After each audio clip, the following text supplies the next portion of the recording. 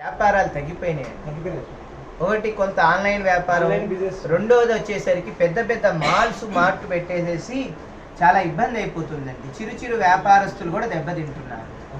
అంటే ఇప్పుడు Colgate company, Pond's company, Wipro company, Hindustan Lever companies ఏవైతే ఉన్నాయో ఆ ప్రొడక్ట్స్ మాల్స్ వాళ్ళు ప్రారంభంలో పెట్టి అది అందరికి అలవాటు చేసి క్రమక్రమేణా ఏం చేస్తున్నారంటే వాళ్ళ సొంత ప్రొడక్ట్స్ తయారు చేసి పెడుతున్నారు. ఇప్పుడు వాళ్ళు అంటే వాళ్ళ ప్రోడక్ట్ని అలవాటు చేస్తున్నారు. అంటే కొంత కాలానికి ఆ ప్రోడక్ట్స్ కూడా ఆగిపోతాయి.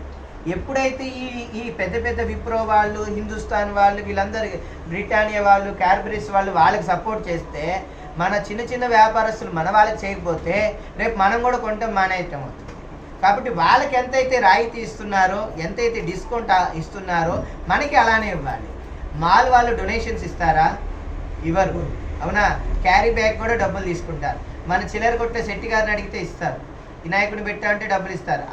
అన్నదానం చేస్తుంటే ఇస్తారు చందా. అవునా కాదా?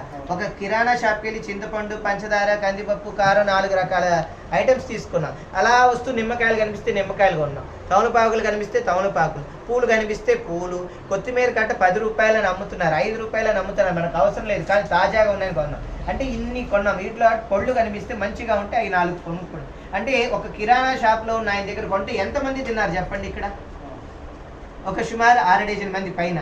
ఒక పినీస్ కావాలన్నప్పుడు పినీస్కి వెళ్తే అక్కడికి వెళ్తే ఒక పినీస్ మలుతాడు, ఏదో ఒకటి బొట్టు పిల్లడి తాడు, వాళ్ళు కుంకుమ ఏదో తిలకం అంటే తిలకం కొనుక్కొస్తారు. ఎన్ని షాపు వాళ్ళు బాగుపడుతున్నారండి? మళ్ళీ దాంట్లో పనిచేసే వాళ్ళు ఎంతమంది బాగుపడుతున్నారండి? అవునా? ఈ షాపుల వాళ్ళు ఎవరైనా మనకు కష్టం వచ్చినా, వాళ్ళకి కష్టం వచ్చినా సహాయం చేస్తారు, అరువిస్తారు, అప్పిస్తారు. అవునా? మళ్ళీ పళ్ళు ఇక్కడ మీరు డజన్ కొన్నాక ఇంకోటి ఇమ్మంటే ఇస్తారు.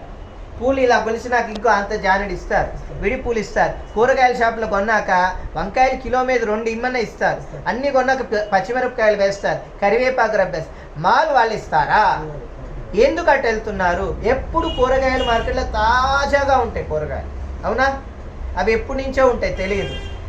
అక్కడ 20 గ్రాములు కాదు, 1 గ్రామ్ వేసినా డబ్బు కట్టేయాలి. ఇక్కడ 20 కాదు, 10 గ్రాములు, 20 గ్రాములు, 50 గ్రాములు ఎక్స్ట్రా ఉన్నా కూడా తీసుకెళ్ళండి సేటు గారు, ఎప్పుడు వచ్చేవాళ్ళు కానివ్వండి మీదేమిటి. వాళ్ళు కూడా అనిపిస్తారే మనకి. అవునా?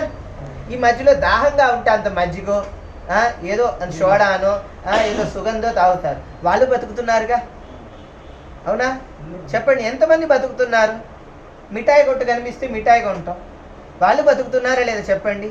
అంటే 2 సంచులతో వచ్చి మార్కెట్లో మనం అన్నీ తిరిగి వెళ్తే వాళ్ళందరూ మాల్కి వెళ్తే అన్నీ వచ్చేస్తున్నాయి అనుకుంటున్నాం తప్పితే వీళ్ళందరినీ ఈరోజు మనం ఇబ్బంది పెడుతున్నాను గ్రహించట్లేదు. దయచేసి అందరూ ఒకటే అర్థం చేసుకోవాల్సింది ఏంటంటే, మీరు మాల్కి వెళ్ళండి, నేను వెళ్ళొద్దనట్లా. మన వాళ్ళందరూ రేపు ఇక్కడి నుంచి వెళ్ళిపోతే పరిస్థితి ఏంటి? ఇప్పుడు మీరే ఇంటి యజమానండి, మీకు 4 షాపులు ఉన్నాయండి, మీ కొడుకులకి ఆస్తులు పనిచేశారు, అయిపోయిందండి. ఆ 4 షాపుల మీద వచ్చే అద్దె బాడుగా తింటున్నారు మీరు. ఈ షాపులు వాళ్ళు ఖాళీ చేస్తే రేపు మీరు ఏం తింటారు చెప్పండి? అవునా? ఇలా ఎన్ని షాప్స్ ఖాళీ అయిపోతే రేపు చివరికి, నేను అన్నాను కాదు, బ్రిటిష్ పరిపాలన ఎలా అయితే వచ్చి చేసిందో వీళ్ళ పరిపాలన వచ్చేస్తుందండి. సూపర్. దయచేసి పెద్దలందరూ అర్థం చేసుకొని ఈ విషయాన్ని మన వ్యాపారస్తులందరికీ సహకారం చేయండి. చిరు వ్యాపారస్తులు కూడా బాగుపడతారు. మన షాపుల్లోనే కొనడానికి అలవాటు అవ్వండి. నేను ఒక వైశ్యుడు అని చెప్పట్లే, అన్ని వర్ణస్తులు వ్యాపారం చేసేవాళ్ళే, అన్ని వర్ణస్తులు, అన్ని. అక్కడ ఈ లోపల పకోడీ చెకోడీ అమ్మితే అది కూడా కొంటారు. అవునా? వాళ్ళు బతుకుతున్నారుగా. ఇప్పుడు అక్కడికి వెళ్తే ఏమి ఆవు పీడలు కూడా అమ్ముతుంటే అక్కడ ఏంటండి?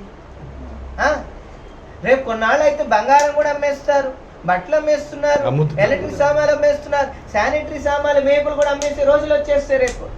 వీళ్ళందరూ ఏమైపోతారు? మేము ఎన్ని పూజలు చేసినా, ఎన్ని యజ్ఞాలు చేసినా, ఎన్ని ప్రవచనాలు చెప్పినా, మమ్మల్ని తీసుకెళ్ళి మీరు ఏ కార్యక్రమాలు చేస్తున్నా మీరు ఉండబట్టే మేము అన్నీ చేస్తున్నాం.